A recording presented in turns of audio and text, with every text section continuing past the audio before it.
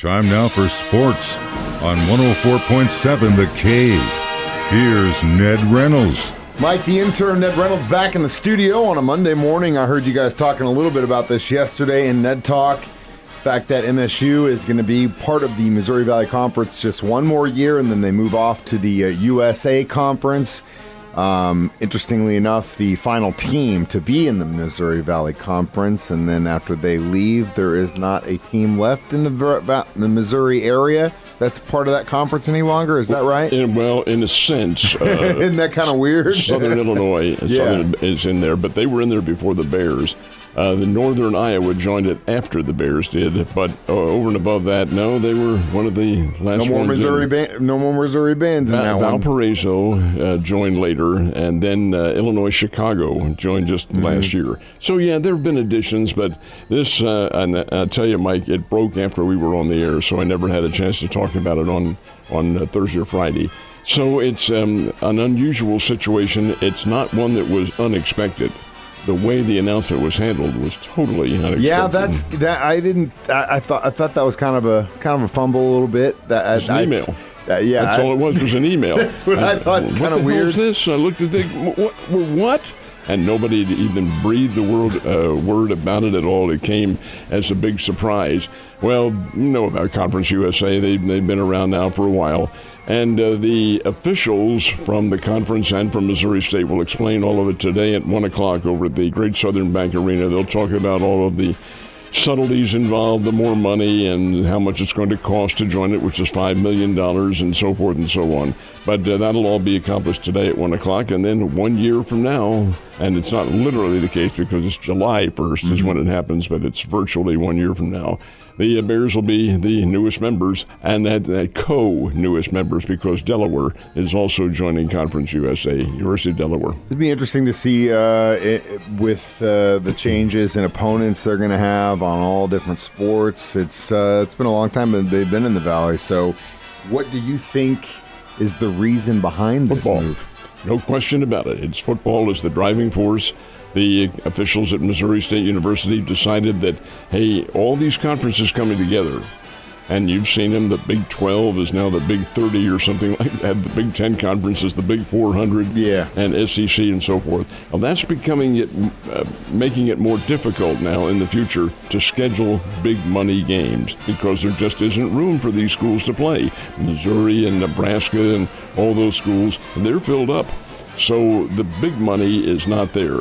Furthermore, the incentive isn't there to schedule a 1AA team, which is what FCS is, 1AA. It's a hybrid division, Mike, and it falls a half a step below. It's good football, great football. Any number of pros come from the FCS, but nobody knows about it. It doesn't get the publicity. It flies under the radar.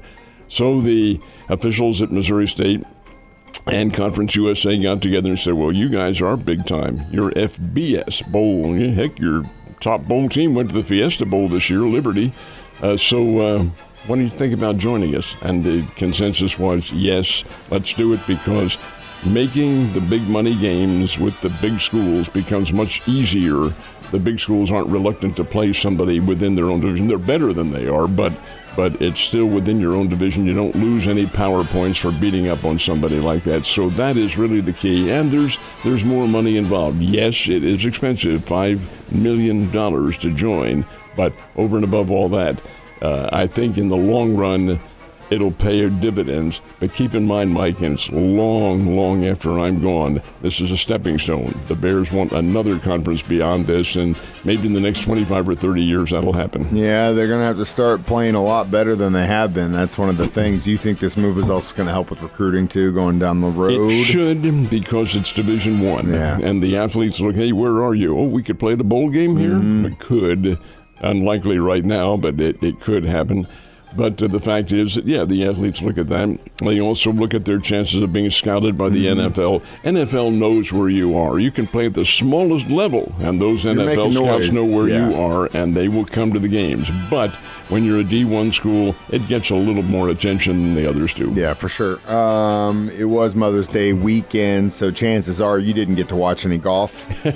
because it was whatever she wanted to do. But if you're a bachelor like Ned is, you get to watch a little bit of that event in Texas, didn't you? Unless you're out mowing or trimming. Yeah, that's or true. Something. You were doing a little landscaping this weekend. Hey, when you live by yourself, your mom and dad and granddad and grandma and all that, you got to do all of it. Anyway, I saw a tiny little bit of it, but not much. The Wells Fargo Championship is a $20 million event. It's a big one, and it precedes the PGA, which is coming up this weekend. PGA is one of the top 4 national tournaments.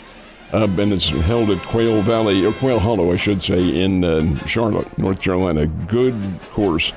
But the first prize is $3,600,000. That's the best you can get in the PGA. $3,600,000.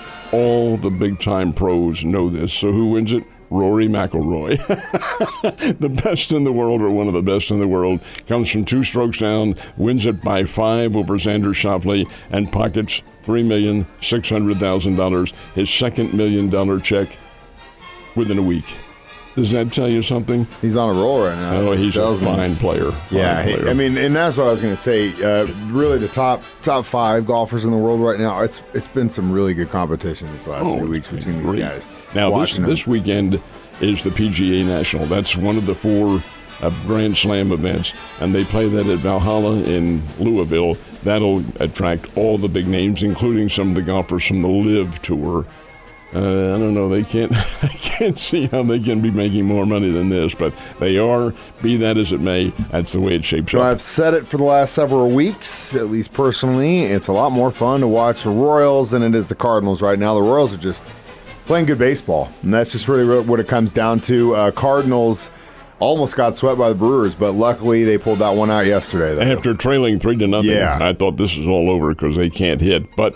Glory be, the Cardinals did break a 7-game losing streak, beat the Brewers 4-3, and got a pretty good pitching job from Miles Michaelis, who had a rocky start but then settled down, and I guess you can't win them all. So the Cardinals do win 4-3 and now go out to Los Angeles to play the Angels tonight. That's where the Royals were, and they continue their searing pace.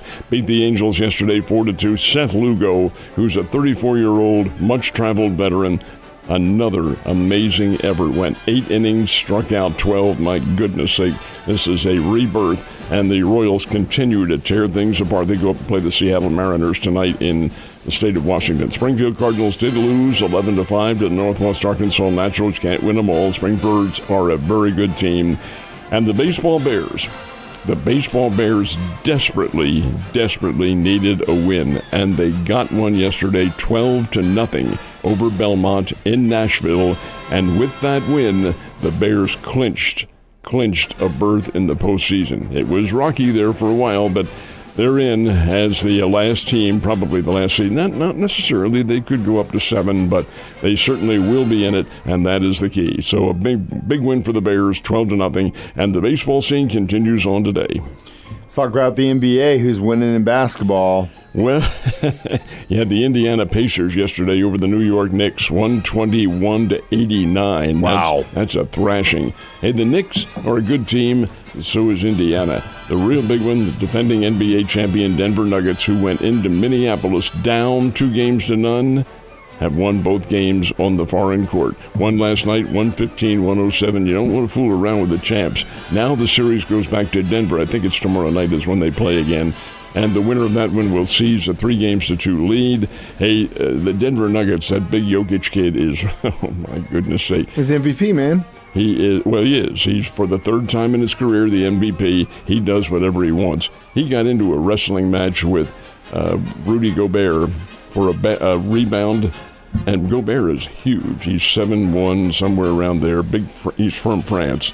They're both playing for international teams in the Olympics.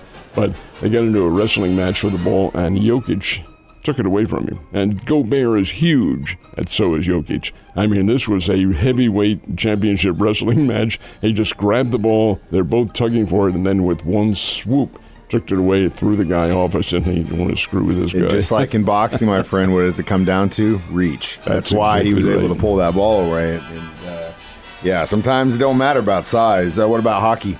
In the National League, the National Hockey League, I should say, the Boston Bruins lost to the Florida Panthers 3-2. Boston's on the verge of elimination.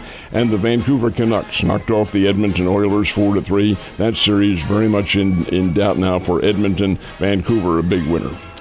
Last but not least, we did have some racing happening in South Carolina yesterday. You got the checkered flag. A huge one. A huge race before a massive crowd at the Darlington Motor Speedway in South Carolina. And the winner, Brad Keselowski.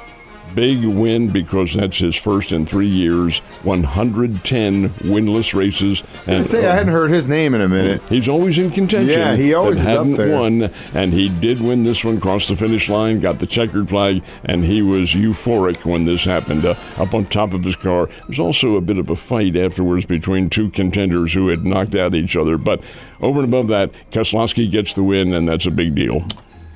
Ned, you have a wonderful Monday. Stay dry, and I will see you mañana.